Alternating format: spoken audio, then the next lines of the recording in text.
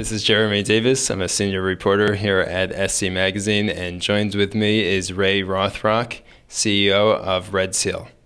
So I'm interested in hearing some of your thoughts related to some of the trends that you are seeing in the cybersecurity space. You mentioned phishing earlier. That's a very interesting area.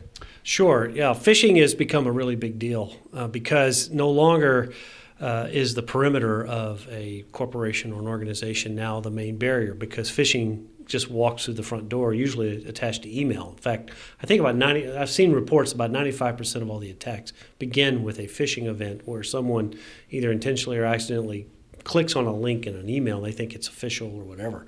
So that means the threat is now in. It's not just being stopped at the firewall. And detecting that malware in the email, for example, is very difficult. I mean, FireEye has some technology there, but nothing's perfect. So assume it's in, assume you're going to click on it, assume it's going to disperse itself. But phishing's a big deal. There are companies I'm aware of, startups, that are working on technologies that will try to detect the phishing packets before they get to the firewall. That would be great, but that's probably a ways off, and they'll never be 100%. So it's just a way that the bad guys have inflected the market one more time to get inside your perimeter defense, and so therefore interior defenses and the capability to respond is really important.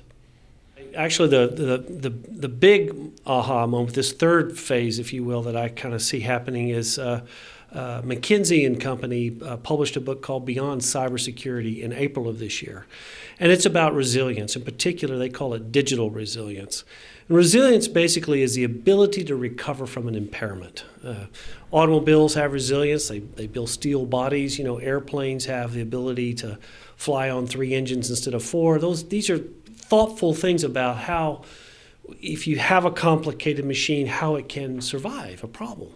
Networks were not built that way. There's the concept of resilience or impairment and surviving it is just not there. And an example of that is last July, New York Stock Exchange, United Airlines, and the Wall Street Journal, all 3 of those networks were down for 2 hours at the same time. Was it cyber? Was it an attack? As Twitter feeds all thought we were having a Pearl Harbor moment? It was not.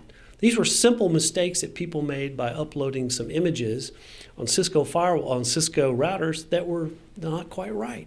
And they brought those networks down. These were cyber events by normal people doing their job that brought down these companies.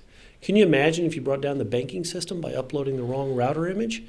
That's a big deal. And this whole resilience, in particular digital resilience, measuring it, taking actions when you find problems in that assessment is what we're all about. And other companies, I think there's going to be a real emergence of that concept. It's already in the C-suite. How do you know this stuff? How do you measure this stuff? That's what we do, and I've put all my attention, and I've hired a team that thinks this way, and that's what we're doing at RedSeal. Great. Thank you for taking the time to meet, Ray. Oh, absolutely, Jeremy. Thank you for your time. Appreciate it. Thank you.